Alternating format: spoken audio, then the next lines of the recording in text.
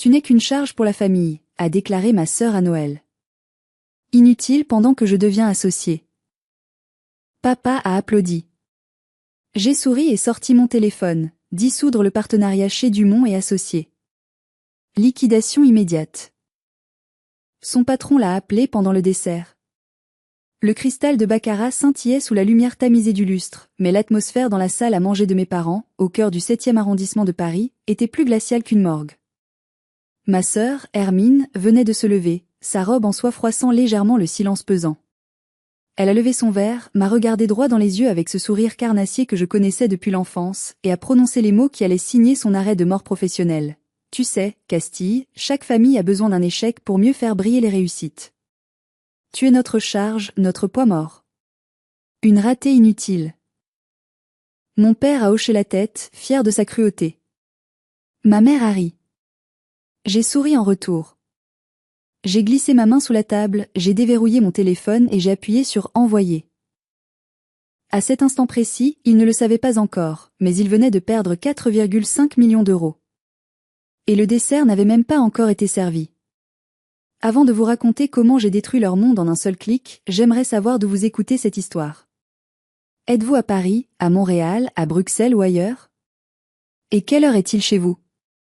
Dites-le moi en commentaire maintenant, j'adore lire vos réponses avant de plonger dans le drame. Tout a commencé, comme toujours, par une invitation que je ne pouvais pas refuser. Le réveillon de Noël chez les de Valois. Un nom à particules, une adresse prestigieuse avenue de Breteuil, et des murs couverts de tapisseries qui sentaient la poussière et l'orgueil.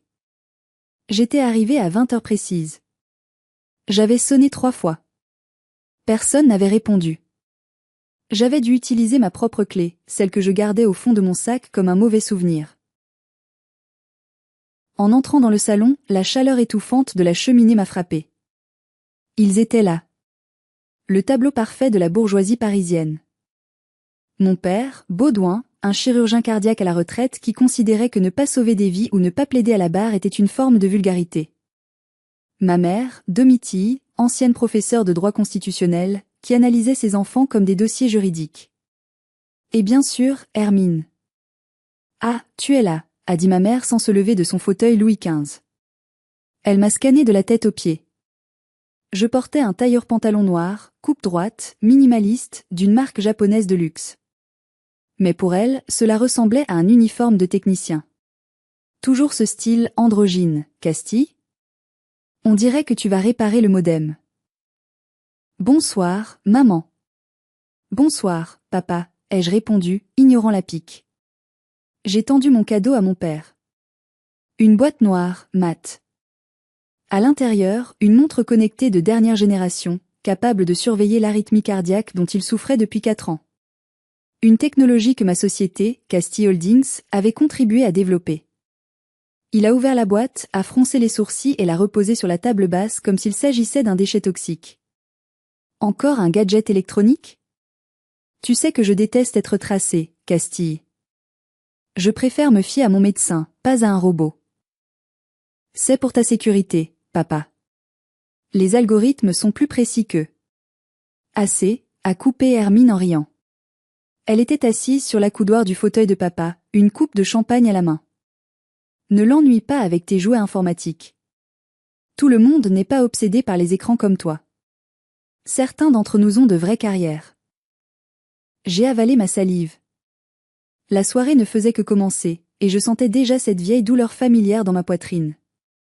Ce n'était pas de la tristesse. C'était de l'épuisement. L'épuisement d'avoir 32 ans et d'être encore traitée comme l'adolescente rebelle qui avait osé abandonner la fac de droit pour apprendre à coder dans sa chambre. « Viens t'asseoir », a ordonné maman en désignant une chaise pliante ajoutée au bout de la table ovale. On a mis ta place là-bas, près de la porte de la cuisine. C'est plus pratique pour aider au service. Bien sûr. La place du domestique. La place de l'enfant invisible. Je me suis dirigée vers ma chaise, observant la nappe brodée, l'argenterie lourde, les verres en cristal alignés comme des soldats. Tout ici criait la tradition, la réussite, l'héritage. Tout ce que je n'étais pas supposée représenter. Je me suis assise. J'ai regardé Hermine qui rayonnait au centre de la table, sa peau parfaite, ses cheveux blonds impeccablement coiffés, ses bijoux discrets mais hors de prix. Elle avait tout. L'amour des parents, la validation sociale, le parcours académique sans faute. Moi, j'avais mes codes, mes algorithmes et un secret bancaire qui aurait pu acheter tout cet immeuble. Mais ce soir-là, je n'étais que Castille la décevante. Je ne savais pas encore que ce serait le dernier repas où je serais la victime. Le dîner a commencé par un foie gras poêlé aux figues, accompagné d'un sauterne que mon père gardait en cave depuis 1998. Le bruit des couverts raclant la porcelaine de Limoges était le seul son dans la pièce, jusqu'à ce que Hermine décide que le silence ne lui rendait pas assez hommage. Elle a posé sa fourchette avec une délicatesse théâtrale. Elle a lissé sa robe en soie émeraude, une couleur choisie pour rappeler l'argent, j'en étais sûre, et a regardé autour de la table comme une reine s'adressant à ses sujets. « J'ai une nouvelle », a-t-elle annoncé. Sa voix était douce, mais chargée d'une suffisance insupportable. Monsieur de Lussac m'a convoqué dans son bureau cet après-midi. Mon père s'est figé, son verre à mi-chemin de ses lèvres. De Lussac? Le associé gérant? Lui-même, a continué Hermine, savourant les faits. Il m'a dit que ma performance sur le dossier Vincennes était exemplaire. Il a dit que le cabinet n'avait jamais vu une telle ténacité. Elle a marqué une pause, laissant le suspense monter. À partir du 1er janvier, je ne suis plus collaboratrice senior. Je suis nommée associée, partenaire, chez de Lussac et compagnie. La plus jeune de l'histoire du cabinet. L'explosion de joie a été immédiate. Ma mère a poussé un petit cri, portant ses mains à sa bouche. Mon père s'est levé, contournant la table pour aller embrasser sa fille prodige sur le front. Ma fille. Associée. La voix de mon père tremblait d'émotion. Une émotion qu'il n'avait jamais, absolument jamais, montrée pour moi. Je le savais. Je savais que tu étais digne de notre nom. De Lussac & Co, c'est le sommet, Hermine. Le sommet de Paris. Bravo, ma chérie, s'exclamait maman, les larmes aux yeux. Tout ton travail, toutes ces années d'études, ces nuits blanches. C'est mérité. Tu fais honneur à cette famille. Ils ont sorti une autre bouteille de champagne, un millésime rare. Les bouchons ont sauté. Les verres ont teinté. J'étais assise là, au bout de la table, invisible. Personne ne m'a servi.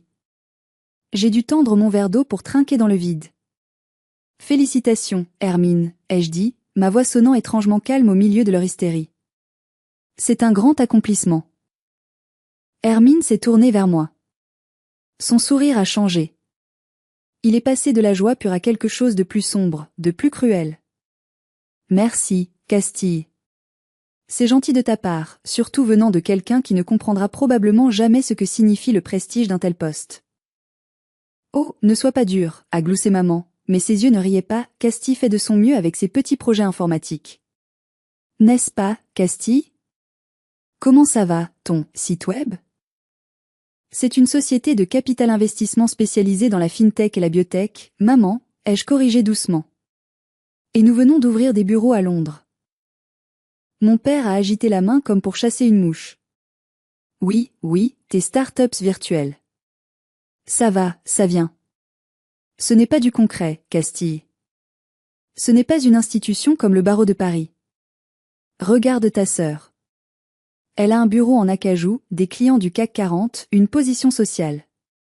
Toi, tu es dans le virtuel. C'est du vent. Du vent qui rapporte, ai-je murmuré, trop bas pour qu'ils entendent. Hermine a bu une gorgée de champagne, ses yeux brillants d'une méchanceté qu'elle ne prenait plus la peine de dissimuler. L'alcool commençait à délier les langues et l'arrogance de sa promotion lui montait à la tête. Elle voulait plus qu'une célébration. Elle voulait un sacrifice. Et j'étais l'offrande parfaite. Tu sais ce que de Lussac m'a dit, a repris Hermine, me fixant intensément. Il m'a dit que la stabilité financière du cabinet était solide grâce à des investissements intelligents, et qu'ils avaient besoin de leaders forts pour l'avenir. Des leaders, Castille. Pas des suiveurs. Pas des gens qui se cachent derrière des écrans. Je sentais le piège se refermer. Elle n'allait pas s'arrêter là. Elle avait besoin de m'écraser pour se sentir plus grande. C'était la dynamique de notre enfance qui se rejouait, mais cette fois, les enjeux étaient des millions d'euros, pas des poupées Barbie. Je suis contente pour toi, vraiment, ai-je menti, serrant mes mains sous la table pour qu'il ne voie pas mes doigts blanchir. Contente? Hermine a éclaté de rire. Arrête de faire semblant. Tu es jalouse. Tu l'as toujours été. La dinde au marron est arrivée, mais j'avais déjà l'estomac noué. Je savais que le coup de grâce allait venir. Je ne savais juste pas à quel point il serait violent. Le plat principal était servi, mais personne ne mangeait vraiment, sauf mon père qui découpait la volaille avec la précision chirurgicale qui avait fait sa renommée. L'air était saturé de l'ego d'Hermine. Elle racontait des anecdotes sur ses collègues, se moquant de ceux qui n'avaient pas été promus, méprisant les secrétaires, critiquant les clients pas assez riches. C'était un spectacle de vanité pure. Puis, le silence est retombé, et son regard s'est de nouveau posé sur moi. Comme un prédateur qui s'ennuie avec sa proie déjà morte. En fait, papa, a commencé Hermine en faisant tourner son vin rouge dans le verre, je pensais à l'image de la famille. Maintenant que je suis associée, il va y avoir des articles dans la presse juridique. Des interviews.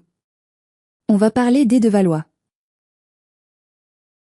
C'est merveilleux, ma chérie, a souri maman. Oui, mais... Hermine a fait une moue faussement triste en me désignant de sa fourchette en argent. Il y a Castille. Qu'est-ce que je vais dire quand on me demandera ce que fait ma sœur? Que dois-je répondre?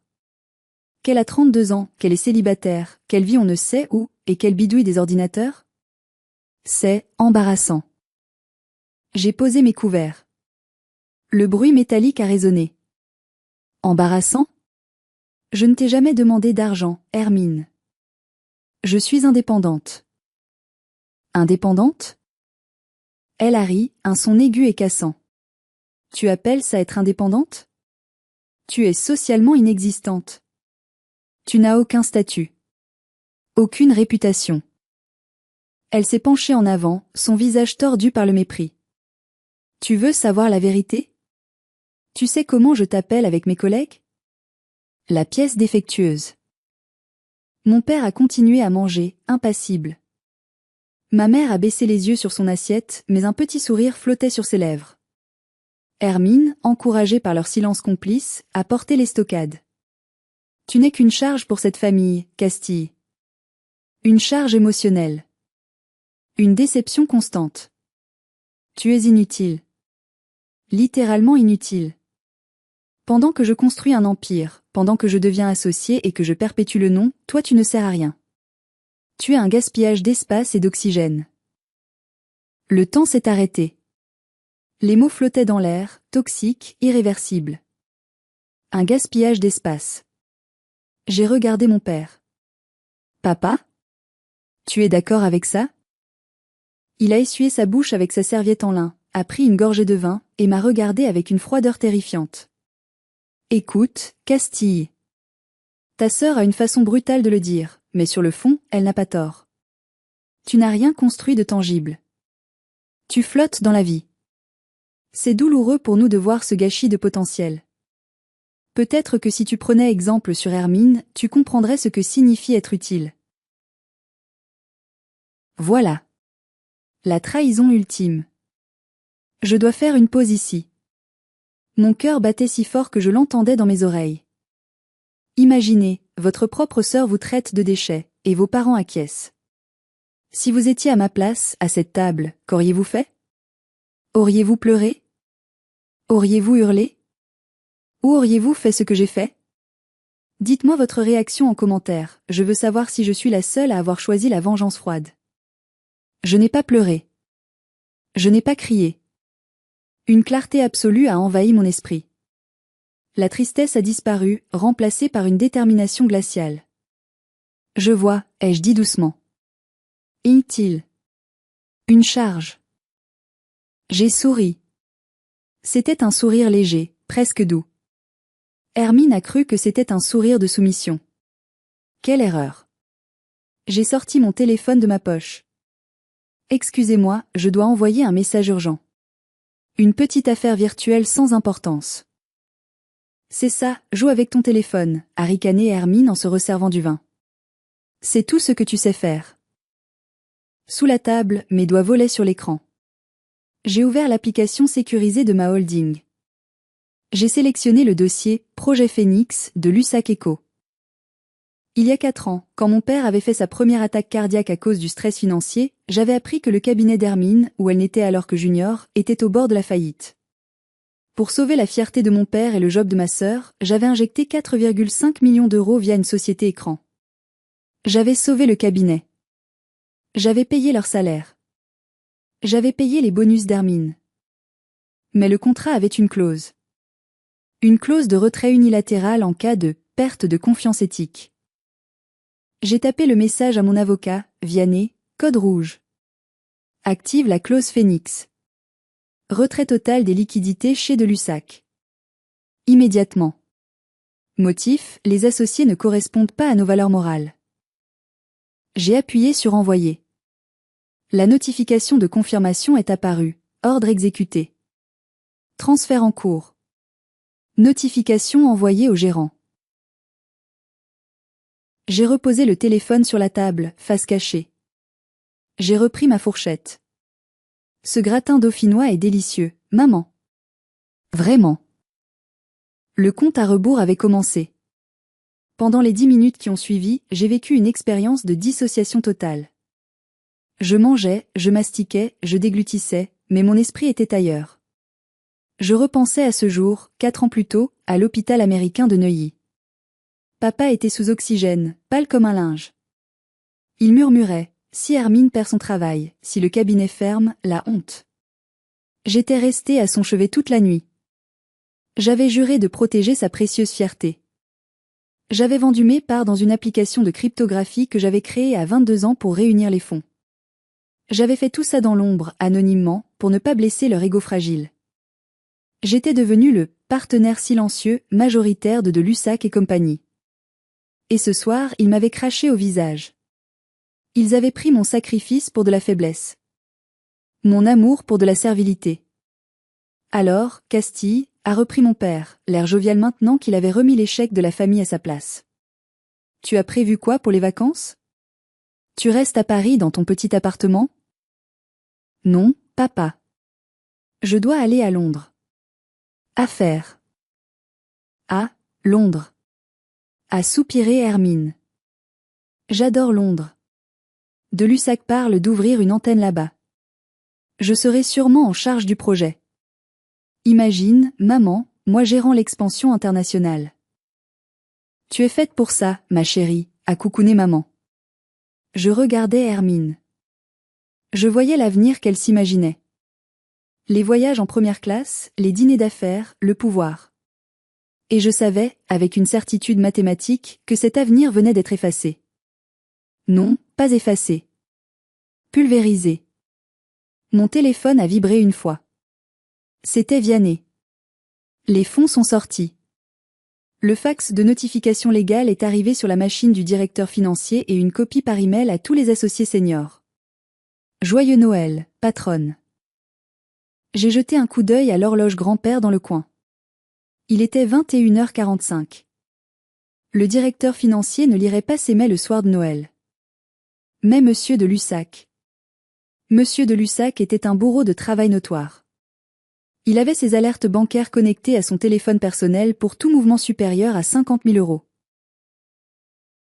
Or, 4,5 millions d'euros venaient de disparaître du compte d'exploitation. Qui veut de la bûche? A demandé maman en se levant pour aller chercher le dessert. C'est une le nôtre, au chocolat et fruits de la passion. Moi. Une grosse part, a crié Hermine, triomphante. Je dois prendre des forces pour ma nouvelle vie d'associée. Maman est revenue avec le gâteau. Il était magnifique, décoré de feuilles d'or comestibles. Elle a commencé à couper. Le couteau a tranché le chocolat craquant. BZZZZZT. Le bruit est venu du sac à main d'Hermine, posé sur le buffet. BZZZZZT, BZZZZZT, qui ose m'appeler le soir de Noël, a-t-elle pesté, mais avec un sourire amusé. Sûrement un client jaloux qui a appris ma promotion. Elle s'est levée, a marché vers son sac avec cette démarche chaloupée qu'elle travaillait devant le miroir. Elle a sorti son téléphone. Elle a regardé l'écran. Son sourire s'est figé légèrement. C'est de l'USAC, a-t-elle chuchoté, impressionnée. Il m'appelle personnellement le soir du réveillon. Il doit vouloir me féliciter encore une fois. Elle nous a fait signe de nous taire. Elle a décroché, mettant le téléphone à l'oreille, le dos bien droit. Allô, monsieur de Lussac? Joyeux no. Elle n'a pas fini sa phrase. Je n'oublierai jamais le visage d'Hermine à cet instant. En une fraction de seconde, toute l'arrogance, toute la superbe, toute la lumière artificielle qui l'entourait s'est éteinte. Sa peau, rosie par le vin et l'excitation, est devenue d'une pâleur cireuse, presque grise. Ses yeux se sont écarquillés comme ceux d'un animal pris dans les phares d'un camion. Elle n'a pas mis le haut-parleur, mais le silence dans la pièce était tel que nous pouvions entendre les hurlements étouffés à l'autre bout de la ligne. Une voix d'homme, hystérique, brisée. Quoi? Mais, je ne comprends pas, a balbutié Hermine. Sa voix tremblait. Comment ça, parti? Tout. Mon père a posé sa serviette. L'instinct du médecin face à une urgence s'est réveillé. Qu'est-ce qu'il y a? A-t-il murmuré. Hermine a levé une main tremblante pour le faire taire. Elle écoutait, horrifiée. Mais monsieur, c'est impossible. Un retrait de 4,5 millions? Ce soir? Oui, je sais que c'est la totalité du fonds de roulement. Oui. Mais pourquoi m'accusez-vous? À ces mots, maman a lâché la pelle à tarte. Elle est tombée sur le plat en porcelaine avec un fracas terrible. Non.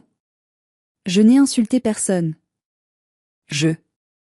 Une clause éthique? Quel investisseur? Le partenaire silencieux? Mais on ne sait même pas qui c'est. Je prenais une bouchée de bûche. Le mélange chocolat-passion était exquis. L'acidité du fruit coupait parfaitement le gras de la crème. J'ai mâché lentement, observant le spectacle. Hermine écoutait maintenant, les larmes commençant à couler sur ses joues maquillées. Annuler ma promotion? Mais vous ne pouvez pas. Lundi? Licenciements économiques? Mais monsieur de Lussac, s'il vous plaît. La ligne a coupé. Hermine est restée là, le téléphone collé à l'oreille, écoutant la tonalité du vide. Elle a laissé tomber son bras le long de son corps. Le téléphone a glissé de ses doigts et est tombé sur le tapis perçant avec un bruit mat. Elle s'est tournée vers nous. Elle avait vieilli de 10 ans en 2 minutes. Qu'est-ce qui se passe? A hurlé mon père, se levant brusquement. C'est fini, a chuchoté Hermine. C'est fini. Le cabinet est mort. Quoi? Explique-toi. L'investisseur mystère, celui qui nous finance depuis 4 ans. Il a retiré tous ses fonds. Il y a 10 minutes. Il a vidé les comptes. De Lussac dit qu'ils ont reçu une notification légale invoquant une perte de confiance dans la nouvelle direction. Elle a éclaté en sanglots, s'effondrant sur le canapé. De Lussac pense que c'est de ma faute. Il dit que l'investisseur a dû apprendre ma nomination et qu'il a paniqué. Il dit que je suis toxique. Il a annulé mon association. Il a dit que lundi, il devra probablement déposer le bilan ou licencier la moitié du personnel. Je suis viré, papa. Je suis viré avant même d'avoir commencé. Le chaos a explosé. Ma mère s'est précipitée vers Hermine pour la prendre dans ses bras, pleurant elle aussi. Mon père faisait les 100 pas, rouge de colère, hurlant contre ces lâches de financiers, ces traîtres, jurant qu'il allait appeler le ministre de la Justice, oubliant qu'il ne connaissait personne d'aussi haut placé. Au milieu de cette tempête, je suis restée assise. J'ai fini mon gâteau. J'ai essuyé mes lèvres avec la serviette en tissu. C'est dommage, ai-je dit, ma voix coupant net leurs cris. C'était pourtant une si belle soirée. Ils se sont tous tournés vers moi. Ils avaient oublié ma présence. Comment peux-tu être aussi calme, a craché Hermine, le mascara coulant sur ses joues. Ma vie est détruite et tu manges du gâteau. Tu es vraiment un monstre, Castille. Un monstre insensible et inutile. Je me suis levée lentement. J'ai lissé mon pantalon noir. Inutile, peut-être, ai-je répondu calmement. Mais au moins, je ne suis pas au chômage. J'ai pris mon sac à main. Je vais y aller. Je ne voudrais pas être une charge supplémentaire dans ce moment difficile. Bonne chance pour lundi, Hermine. Tu en auras besoin. J'ai marché vers la porte sans me retourner, laissant derrière moi les pleurs, les cris et l'odeur de la peur. En sortant dans la nuit froide de Paris, j'ai pris une grande inspiration. L'air n'avait jamais été aussi pur. Les jours qui ont suivi Noël ont été un délice pervers. Je n'ai pas répondu aux appels de mes parents. J'ai mis leur numéro en mode ne pas déranger. Mais je savais ce qui se passait. Vianney me tenait informé heure par heure. Lundi matin, le cahocher de l'USAC-ECO était total. Les banques, informées du retrait massif de liquidités, avaient gelé les lignes de crédit. Les fournisseurs réclamaient leur paiement. La rumeur s'était répandue dans tout Paris juridique, le cabinet prestigieux était une coquille vide. Hermine m'a envoyé 42 messages en 3 jours. Réponds-moi, espèce d'égoïste. Papa fait de l'hypertension à cause de toi. On va devoir vendre la maison de campagne si je ne retrouve pas de travail. Et puis, le ton a changé. Vers le 4e jour, l'arrogance a commencé à se fissurer. Castille, s'il te plaît. Tu connais des gens dans la tech, non? Ils ont de l'argent. Tu ne pourrais pas demander autour de toi? Je suis désespéré. De Lussac ne veut même plus me parler. Je suis parti à Londres comme prévu. J'ai passé le nouvel an dans un hôtel à Mayfair, à travailler sur une fusion-acquisition de 200 millions d'euros. Loin des drames, loin des insultes. J'étais dans mon élément, les chiffres, la stratégie, le pouvoir silencieux. Pendant ce temps, à Paris, la réalité frappait Hermine de plein fouet. Sans son titre, sans son salaire futur, sans la voiture de fonction qu'elle avait déjà commandée, elle n'était plus rien. Ses amis de la haute société l'évitaient comme la peste. L'échec est contagieux, pensait-il. 2 semaines après le fameux dîner, je suis rentré à Paris. J'ai décidé qu'il était temps de donner le coup de grâce. Ou plutôt, de proposer la rédemption, mais à mes conditions. J'ai envoyé un seul message à Hermine. J'ai entendu dire que tu cherchais des capitaux. Viens à mon bureau demain à 14 heures. J'ai peut-être une solution. Adresse, Tour First, La Défense, 32e étage. Sa réponse a été immédiate. La Défense? Tu travailles là-bas? Je croyais que tu étais en freelance chez toi? Ok, je viens. Merci Castille. Merci. Le lendemain, j'ai demandé à ma réceptionniste de la faire attendre.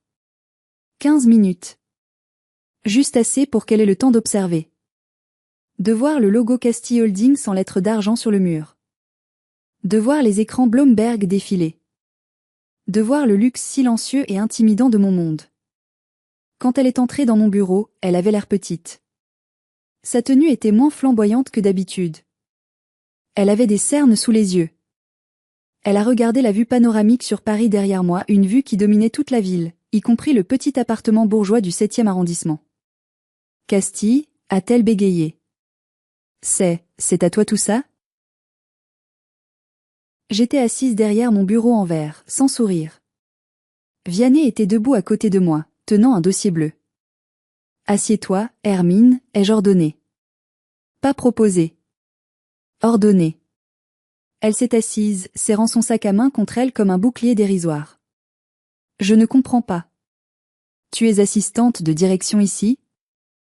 Vianney a pouffé de rire. J'ai levé la main pour le faire taire. Toujours aussi perspicace, ai-je dit froidement. Non, Hermine. Je ne suis pas assistante. Je suis la présidente fondatrice. Castille Holdings gère un portefeuille d'actifs de 150 millions d'euros. Ses yeux se sont écarquillés.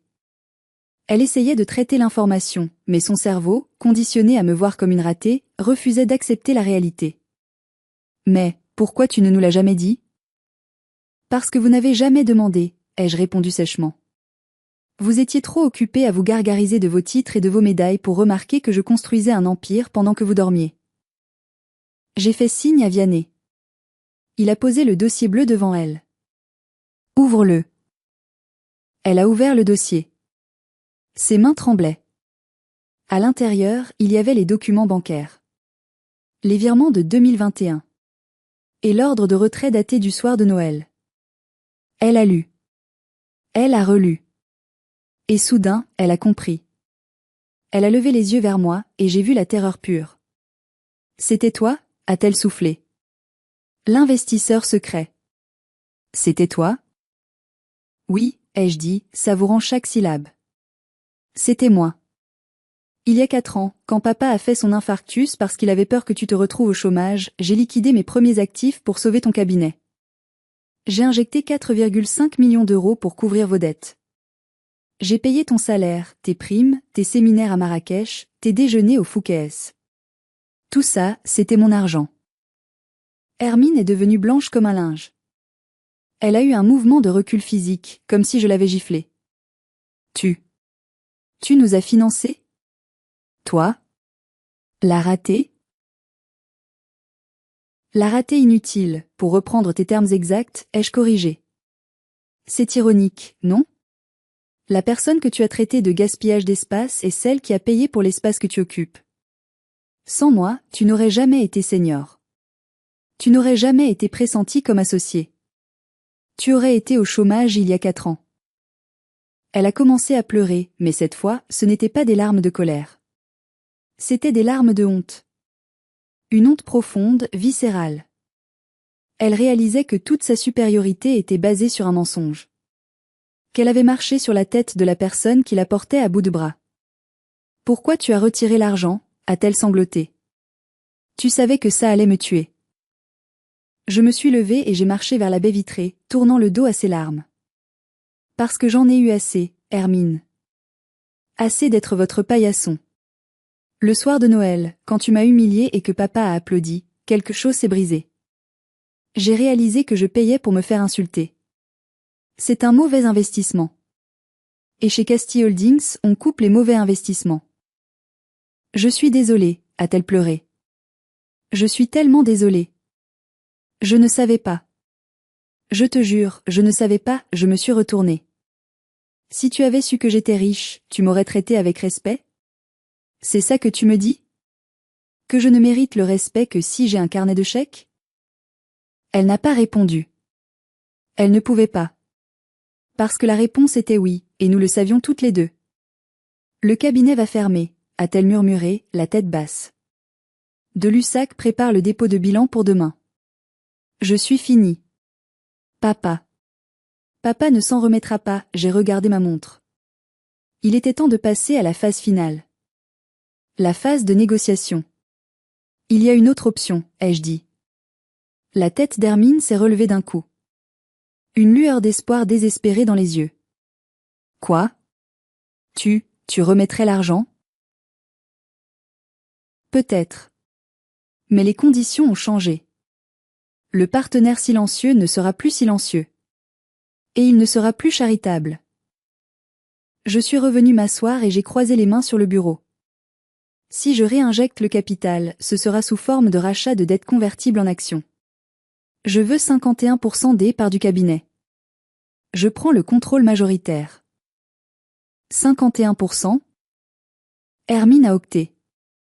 Mais de Lussac n'acceptera jamais de perdre le contrôle. Il n'a pas le choix. C'est ça ou la faillite demain matin. Vianney a déjà préparé l'offre. De Lussac la signera.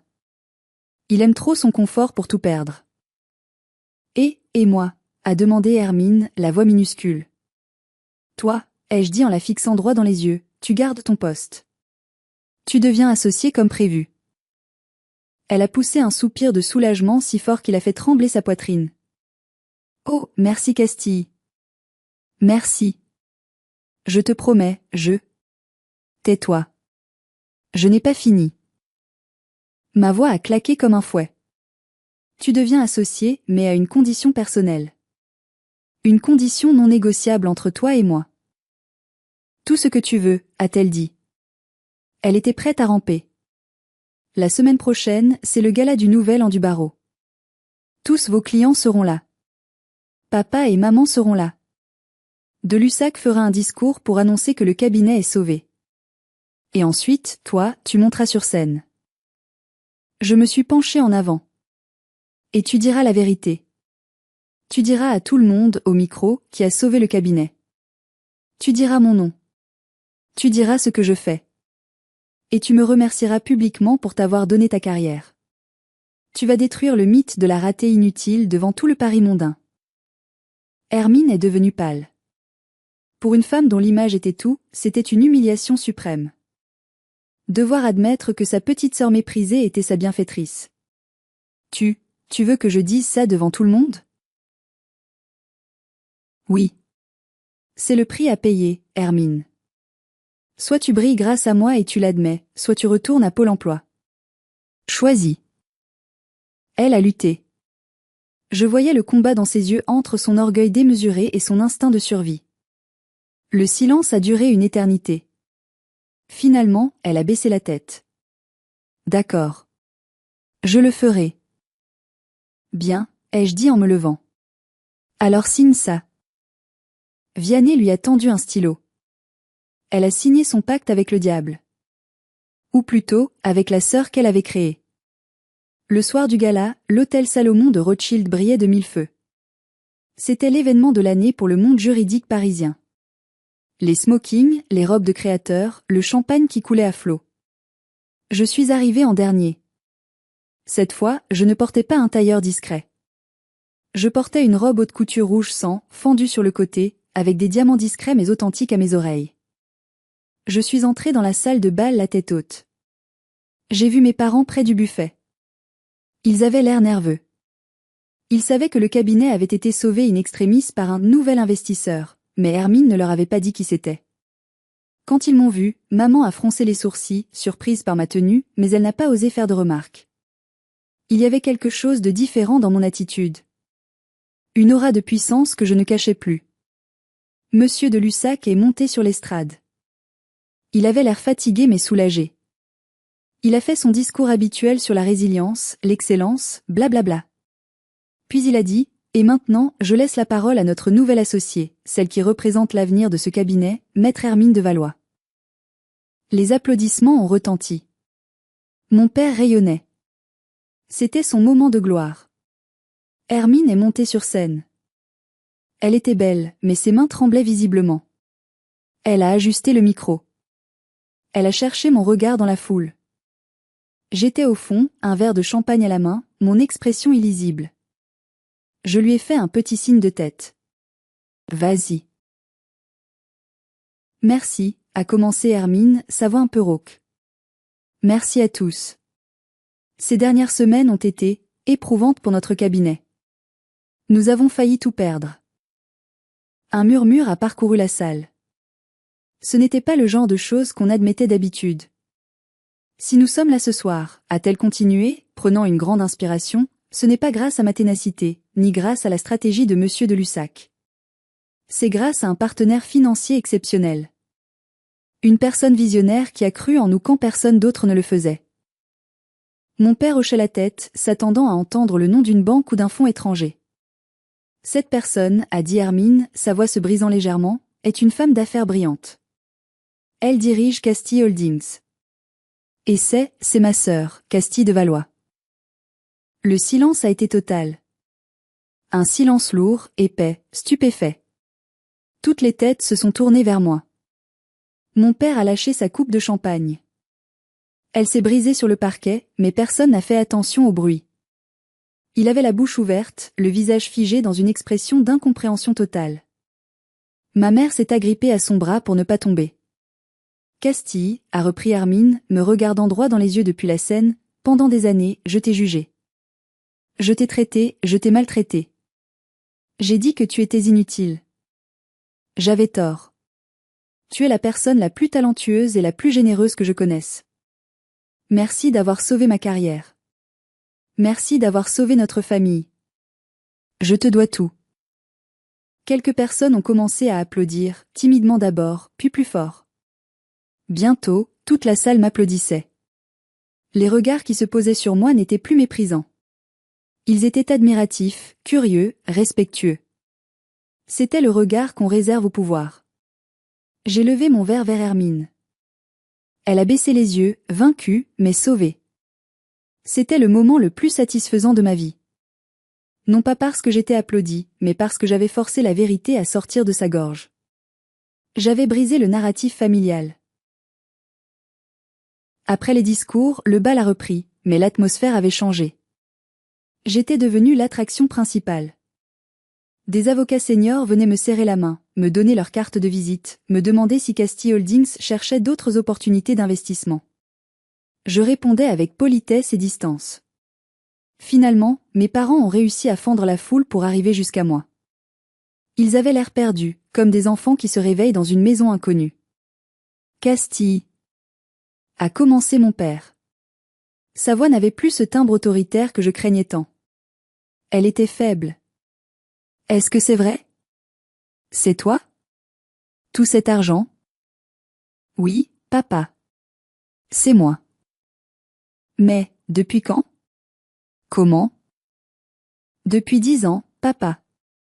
Depuis que j'ai quitté la fac. Pendant que vous vous moquiez de mes ordinateurs, je créais des algorithmes de trading haute fréquence. Pendant que vous me traitiez de raté, je revendais mes brevets à la Silicon Valley. Ma mère a tendu une main vers moi, essayant de toucher mon bras, mais je me suis reculée légèrement. Oh, ma chérie. Pourquoi ne nous as-tu rien dit? Nous aurions été si fiers. J'ai ri. Un rire sans joie. Fière? Maman, il y a 2 semaines, à Noël, tu as ri quand Hermine m'a traité de gaspillage d'espace. Tu n'aurais pas été fière de moi. Tu aurais été fière de mon argent. C'est différent. Ils ont accusé le coup. La vérité était trop crue pour être niée. Nous avons fait des erreurs, a admis mon père, ce qui était probablement la chose la plus difficile qu'il ait jamais dite. Nous avons été aveuglés par les traditions. Parce que nous pensions être la réussite.